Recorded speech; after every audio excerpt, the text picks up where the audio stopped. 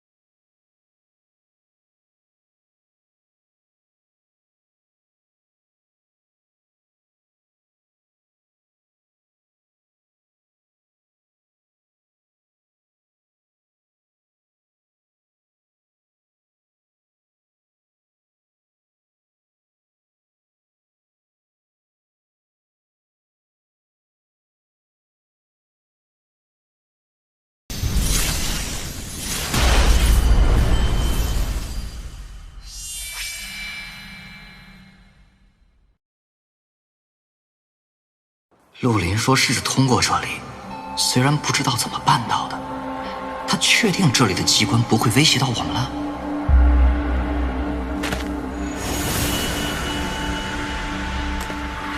真的好像没什么反应。之前走到这里已经闹翻天了。嘿，过来了，真的没有机关了。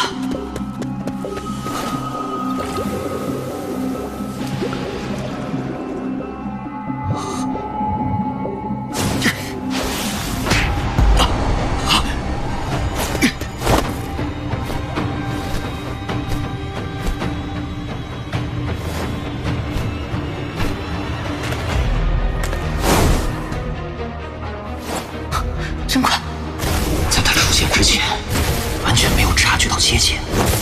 反应过来的时候，手掌已经接近了后脑。如果没有金光咒，几乎现在了。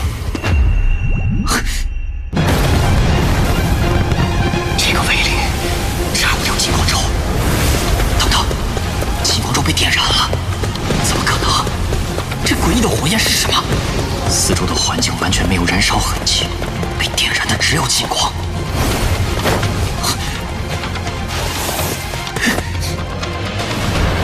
无保护身法。陶陶，如果你是考虑自身安全的话，我就再给你讲一遍。咱们练毒，这无保护身正是关键，也是保障。调动五脏之气，心火肺金与肾水三气加外药的调和，正是练毒的关键。而生发脾土与肝木二气，则用以护身。这二气在体内形成护膜，这样我们就不会被自己炼制的毒气所伤，懂了吗？只要不冒进，练好土木之气，你就绝不会被自己的毒伤到。不怕你骄傲，你五保护身的水平是我见过你这个年纪里最好的，比我当年都好。别浪费了，明天开始跟我学练毒。不，我要太难吃。你是诚心请我是不是？你到底想怎么的？瞬击你不完成最后一击，让你练毒你也不练，那你到他们干嘛来了？又不是我主动来的，不是我爷爷逼我来的吗？哼，要不是跟那个老东西有交情，我会收你这种不上进的丫头啊！那没办法，明明他自己不是炼气的料，又不死心，非把希望寄托在我身上。那怎么着？你是根本不想在咱们唐门待着呗？也没啊，我想在唐门待着呀。王爷，您别生气，在我这的排序，哄爷爷开心是第一位的。我对咱们唐门的修行也是比较感兴趣的。排第2吧。总之，我不是那么较真的人，爷爷让学就学呗，又不是坏事。第2，比较感兴趣。不过我不能硬逼自己去学习，那样会破坏我对唐门修行的兴趣，反而不美啦。你想想我说的有没有道理？滚蛋！滚蛋！滚蛋！好的。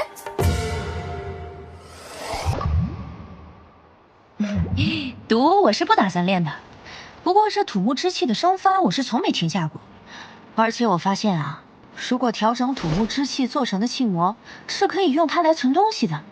现在这3个气膜里存的就是我体内水火金另外3气，而且我发现这土木之气不光能制造气膜，就这么让它在体内尽量保持生发的话，身体状态会变得格外好，连皮肤也会变得格外好啊。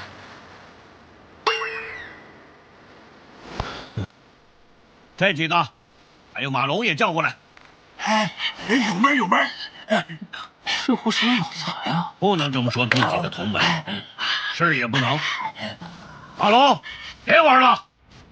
哎，王爷，我觉得有戏。这几天我这炮吹的越来越溜了。别废话，不是打击你们，用气膜吹炮这种控制力纯属天生，你们模仿不来，我也不行。而且也根本没必要去模仿，你们各有各的天分。不过你们几个倒是都有个共同点，五宝护身你们都掌握了，而且土木之气的生发也运用自如了。既然你们是同一批到达这步的，今天就给你们进阶。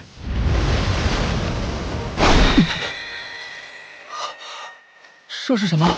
王爷，从没见过您拥有这么快的速度。而且这气势也太不低调了吧？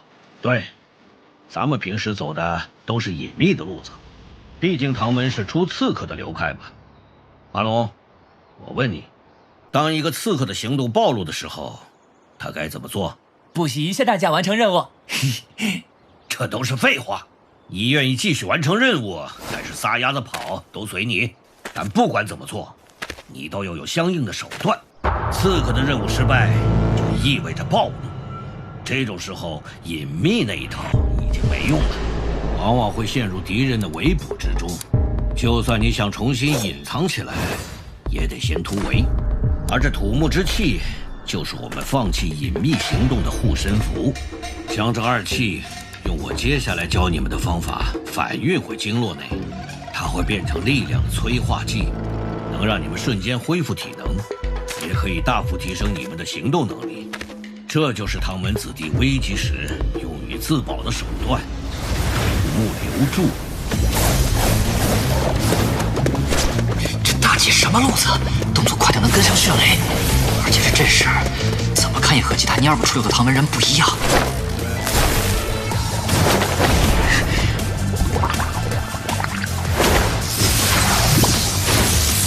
被你自己的火烧掉了。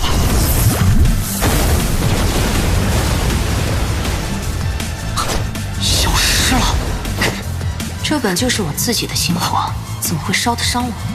好了，新的泡泡已经布下了。来，张楚岚，你想怎么办？又来！谁会跟你耗啊？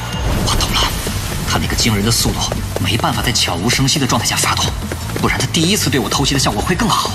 你暗中下手，但跟不上我的迅雷，那逃得掉。这些火是以气为燃料的，所以能点燃金光咒，确实会消耗我的护体金光。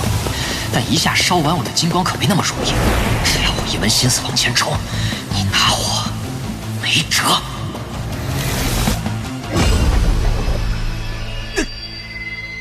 好刺眼！糟了，视线看不见，什么都看不见，不能停，继续冲！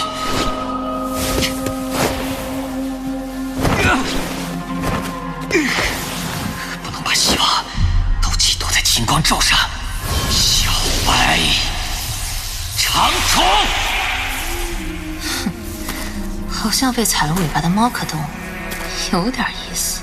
刚才贸然接近就吃亏了。仔细看看这金光，似乎那个白色的光带显现时，金光变得暗淡稀薄了些。无所谓了，第一次徒手试探的时候有底的，那个手感刺得进去。至于动手的时机嘛，哼。王爷，咱们今天这是又开什么小灶啊？很简单，躲开或者挡住我的第二巴掌。啊？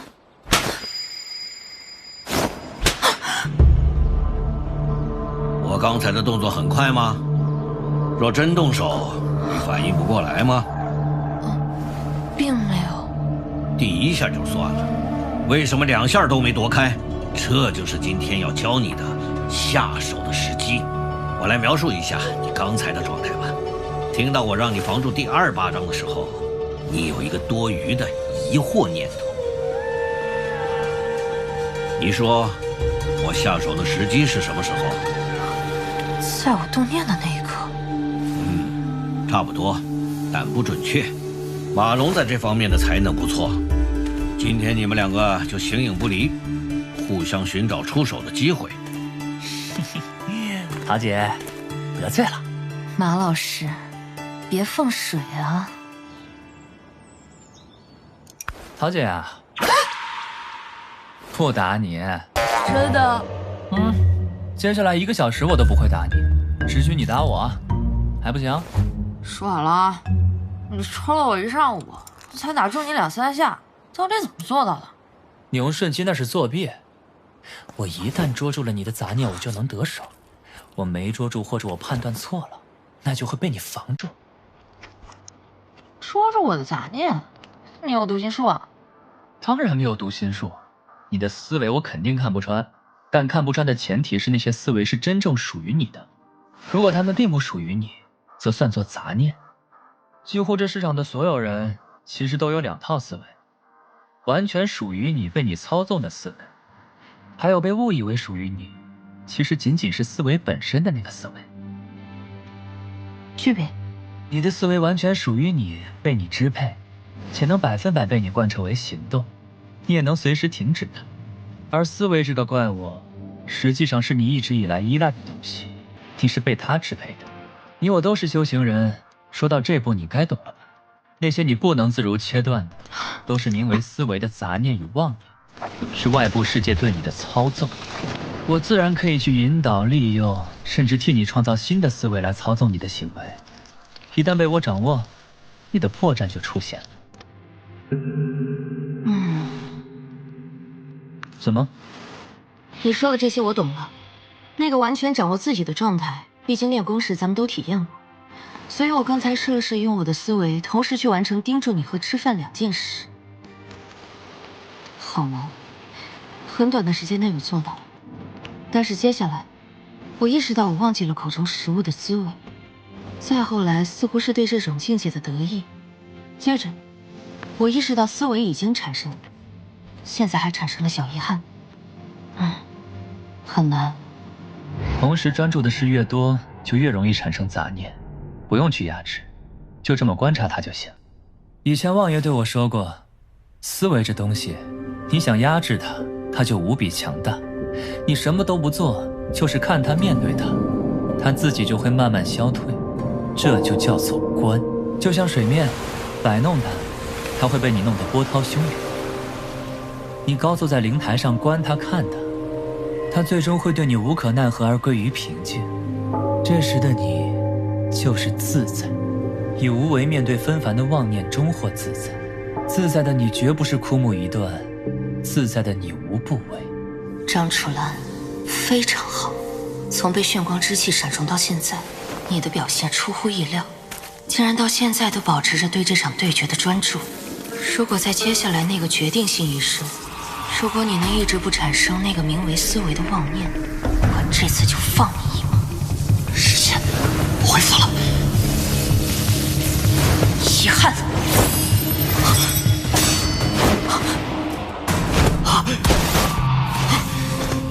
什么时候已经侵入到这么近了？要不是宝儿姐，连这种时机上都没杂念吗？救人时的危机感，成功解救的一瞬间轻松感，什么都没有吗？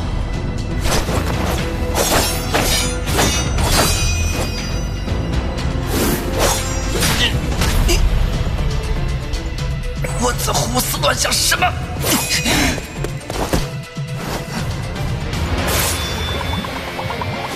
小心这些泡泡！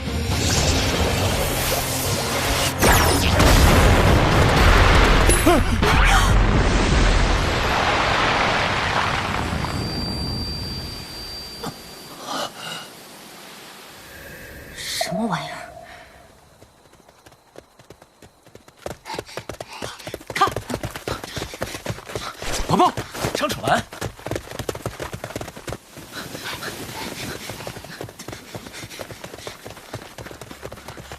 又来一个。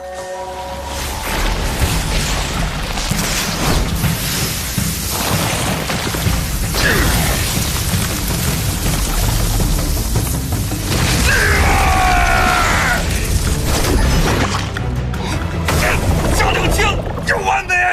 尔等小辈，还不快走，更待何时？我去，老夏这是看，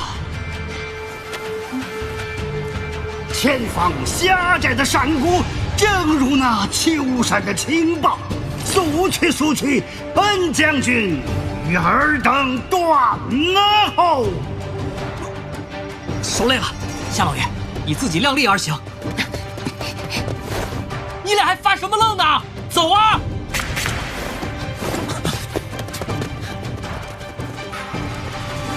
夏六清，你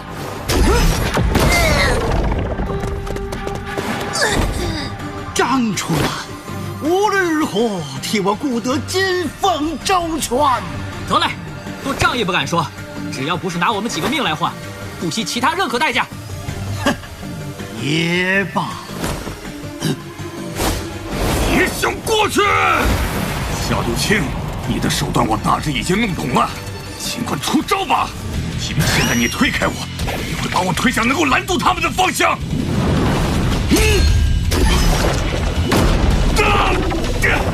这也不行！走，婆婆，结果。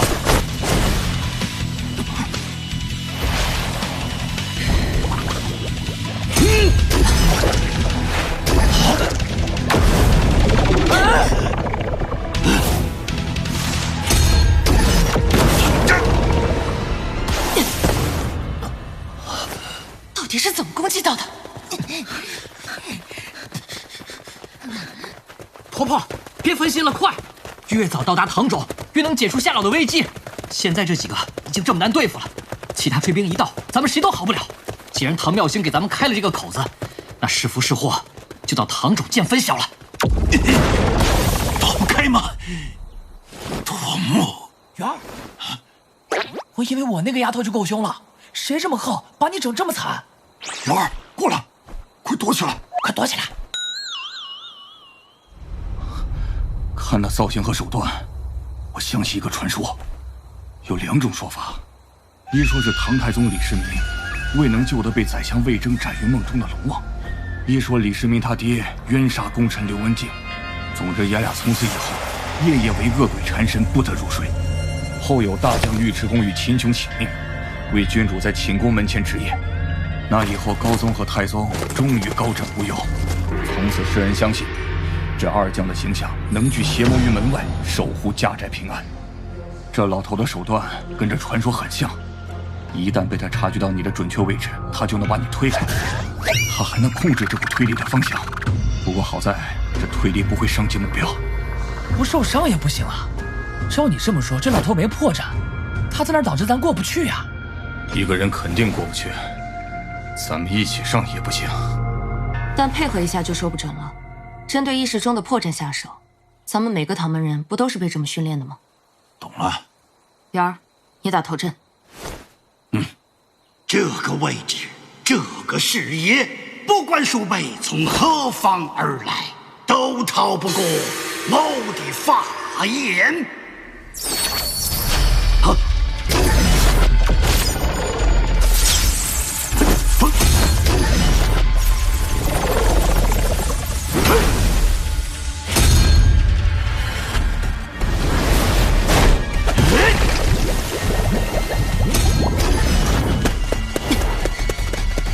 震动击击，够快。泡泡是泡泡，我是我，只要你有一瞬间这么想就够了。绝对够用。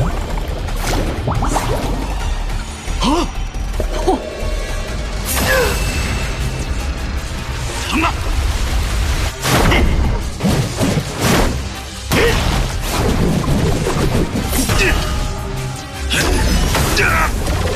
不需要看到也行吗？但是目标不确定的话，推力会变弱。唐妙星，你让我对这种水平的犊子们留手，你看得起我呀？是小章鱼，再争1秒，不，1秒就够，1秒实现就可能。这一手鞭法风雨不透呀，老人家。不过你集中精神把人推出去的一瞬，浑身满是破绽。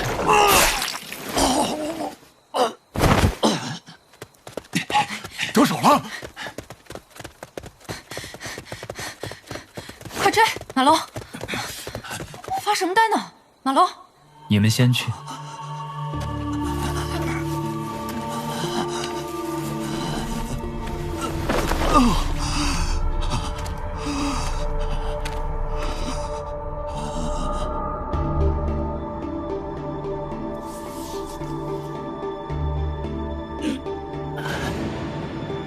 对不起了，夏柳青。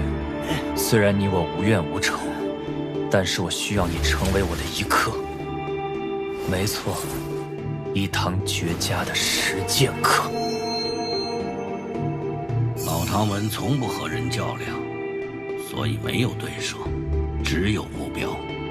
唐门的目标只能去死，所以动手吧。明白。真的可以吗，王爷？